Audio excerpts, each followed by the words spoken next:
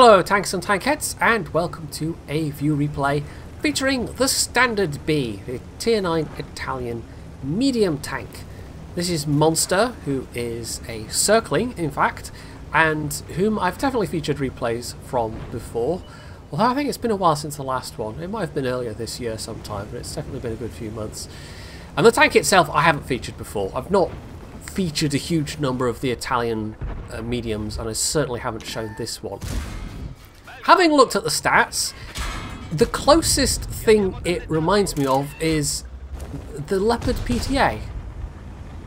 It basically seems like an auto-loading version of the PTA. It's not quite the same. The gun handling is a bit worse. The armor's not terribly good. The view range is actually only 390. A lot of the Tier 9 mediums get 400, so it's a little worse in that regard as well. But of course it does have that auto-loading gun. But to go along with that, even though it's a 105mm, it's got 330 average damage rather than 390. So you maybe rely a bit more on the burst than you do with other autoloaders. Speaking of other autoloaders, one of the other stats I noticed was that the Tier 9 batch at the 25 TAP, or whatever it's designated, that's the only thing that has a worse DPM at this tier. Although of course, having said a worse DPM, it is a variable DPM depending on how you use the autoloader exactly, because that is the feature of the Italian autoloader system. The longer you leave it, you know, the more full your clip is, the shorter your reload. And if you're consistently emptying all 3 shots at once, then you're going to have a fairly terrible DPM. But if you're only ever using the top of the clip, then you'll have a much better DPM, but you don't have the benefit of the burst damage. Of course, the best way to play it is according to the circumstances, but Monster in this one will be using the full clip, the full burst, quite often. And most of the time, that's going to be the right thing to do. That's going to be the thing the circumstances call for, because if you can withdraw and fully reload after having inflicted, in theory, nearly 1,000 damage in one go, you know, 330 per shot times 3 takes you up to what, 990? If I can maths in my head, it's not a complicated multiplication, that one. So it's a fair whack of damage. It is a fair whack of damage, and if you can stop a low health enemy from getting away, or even chunk off the majority of their damage in one go, then that can absolutely be the right call. Doesn't quite get the Pantera, unfortunately, but they are low health, and his next shot was nearly back anyway, so there we go, that's his 3rd kill.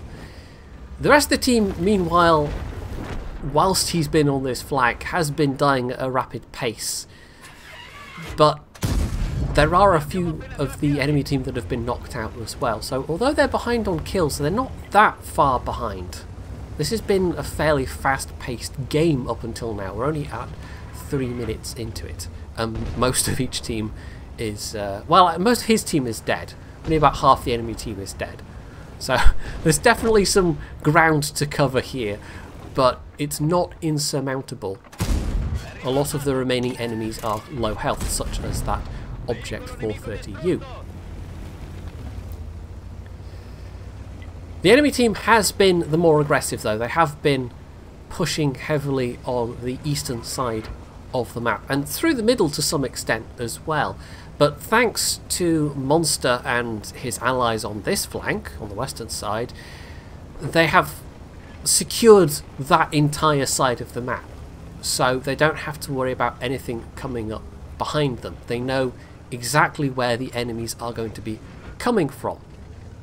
The bad news for Monster is, though, he really doesn't have a lot of hit points left. This tank doesn't have a great deal of armour. I think it's got a little bit more than the PTA, but it seems to have been designed along the same principle, that mobility is going to keep you alive better than armour will. And so when you get people firing premium ammo at it, it's a little bit hilarious, because it's basically a complete waste of credits. So the full burst that time, but he did take another hit in return, but 2 out of 3 shots hitting isn't bad. In terms of keeping his DPM up though,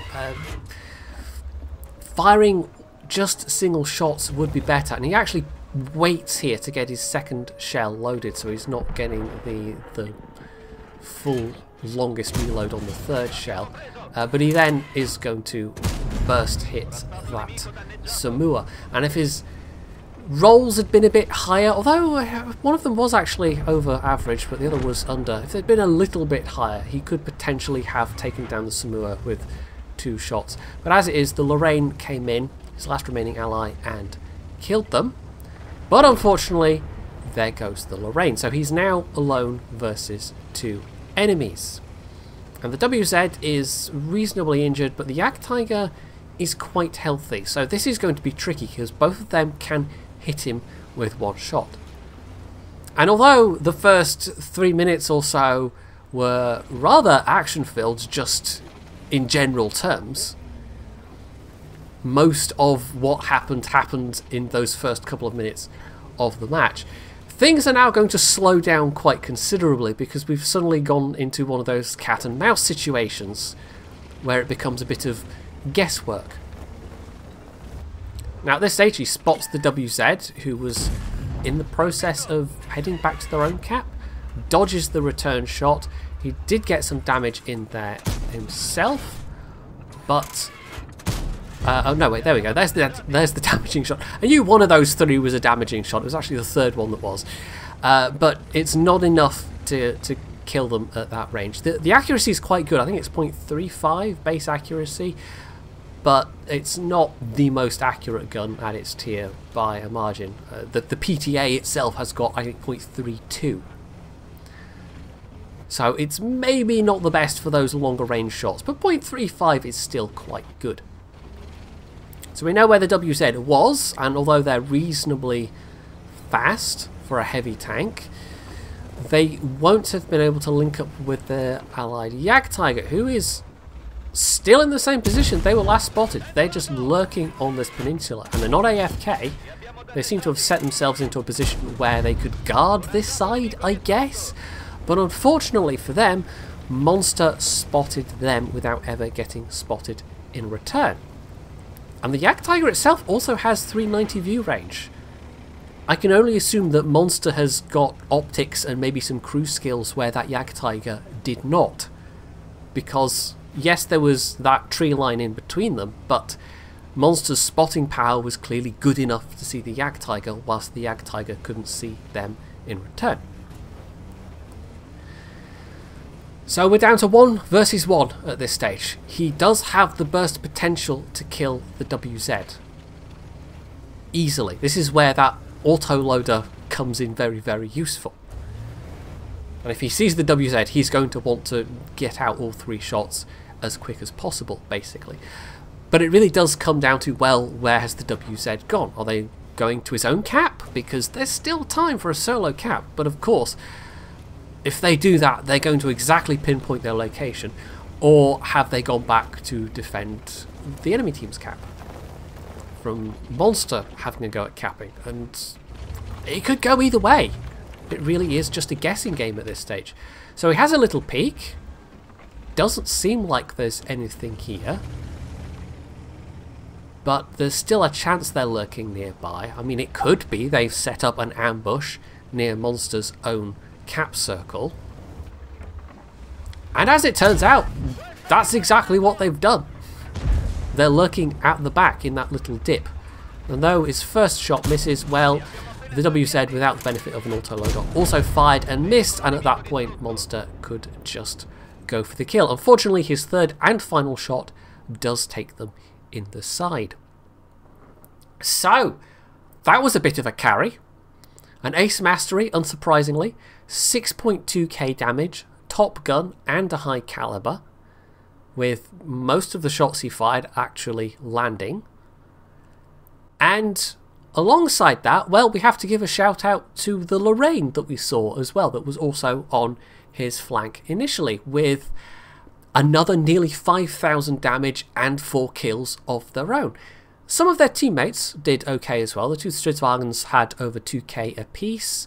The Jagdpanzer E100 managed almost 2,000. But it was really those two medium tanks between them that turned this in their favour. There wasn't anybody on the enemy team that was doing a commensurate amount of damage. They had, between them, 10 kills and, what, just over 11,000 damage?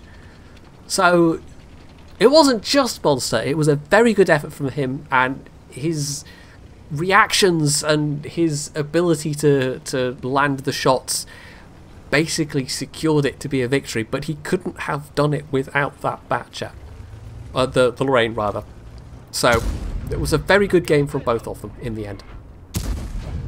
So hopefully you have enjoyed this replay, and if you have, you can do all the usual things down underneath it, and of course, as always, stay tuned for more.